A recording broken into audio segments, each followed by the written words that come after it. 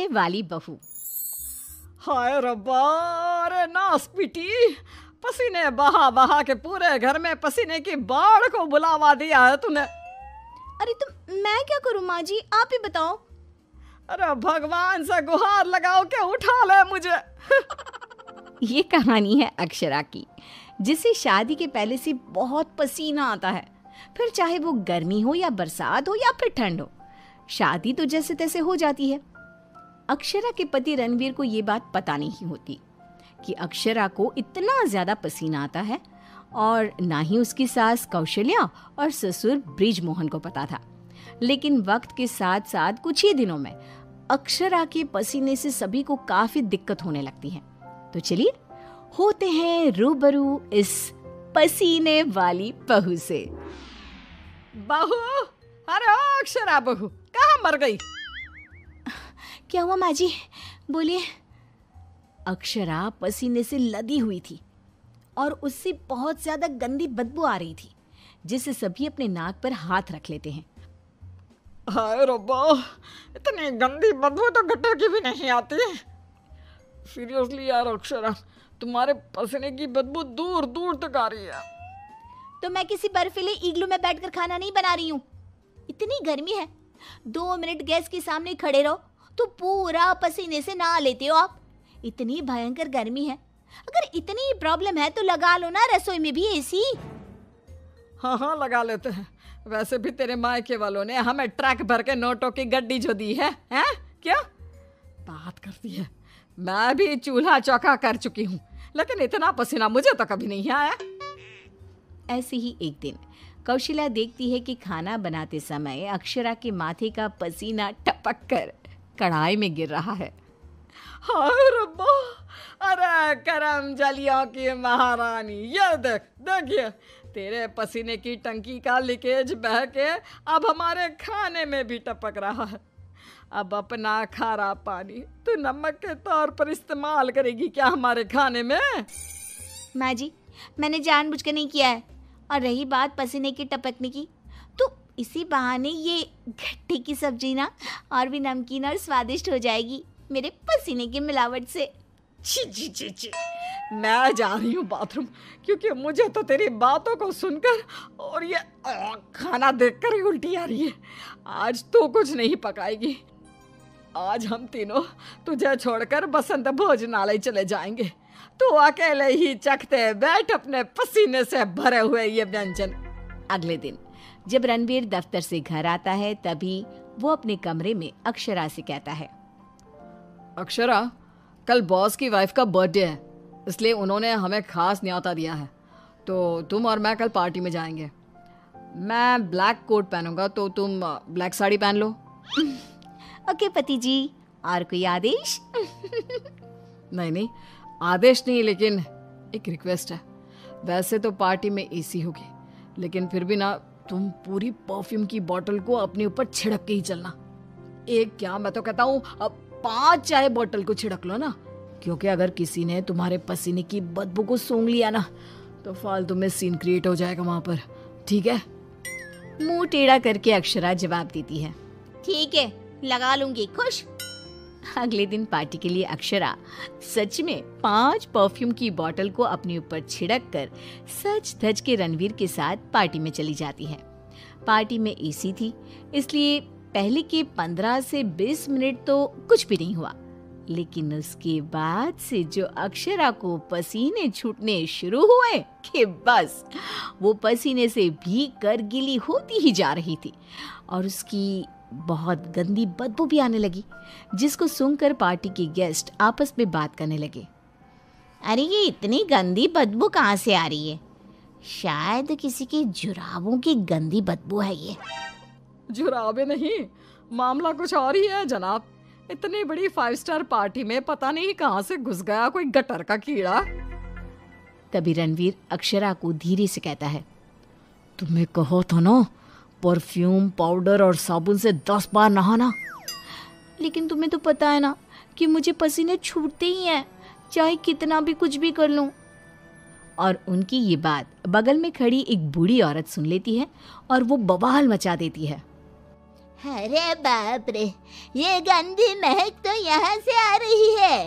रणवीर की बीवी से देखो तो पूरे कपड़े भीग गए इसके पसीने से। सभी रणवीर और अक्षरा पर बहुत हंसते हैं। रणवीर घर जाने के बाद अक्षरा को खूब डांटता है। मिला दी ना पानी में मेरी पूरी मेहनत से कमाई हुई इज्जत। अरे अक्षरा बहू, किस मिट्टी की बनी हो तुम, जो पसीने का झरना बहता ही रहता है तुम्हारे बदन से 12 महीने और 2400 घंटे नॉन स्टॉप। अरे अभी तो इस कलमुहे के कलेजे को ठंडक पड़ी होगी। लोगों के कुंडली में मार्केश दोष होता है, लेकिन हमारी बहू की कुंडली में पसीना दोष है। अक्षरा को अपने ससुराल वालों की बातें सुनकर बहुत बुरा लगता है, लेकिन फिर भी वो कुछ नहीं कहती और अपने पसीने बहने को अपनी गलती मानकर चुप रह जाती है।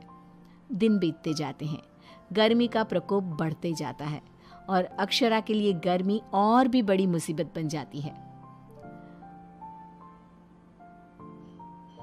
उसे पसीने से पूरे हाथ, पांव, गले, चेहरे और बदन पर घमौरियां आ जाती है, जिसके कारण उसे खूब जलन महसूस होती है। बहुत जलन हो रही है। माँ जी ने एसी का रिमोट भी छुपा के रखा है, इसलिए ताकि मैं एसी ना लगाऊं और बिजली का बिल बच जाए। मम्मी जी, बहुत आग लग रही है। अक्षरा जाकर बाल्टी भर पानी अपने आप पर डाल देती है, तब जाके उसे थोड़ी सी राहत मिलती है। अक्षरा के पसीने से तंग आकर कौशल्या अब दिन रात घर में अगरबत्ती और अरोमा कैंडल जलाती। अच्छा हुआ जो रणवीर ने ये खुशबू वाली मोमबत्तियां ला कर दी, इनसे हर जगह अच्छी महक आ रही है। हाँ कौशल्या, बड़ी अच्छी सुगंध है, अगरबत्ती और मोमबत्ती दोनों की भी।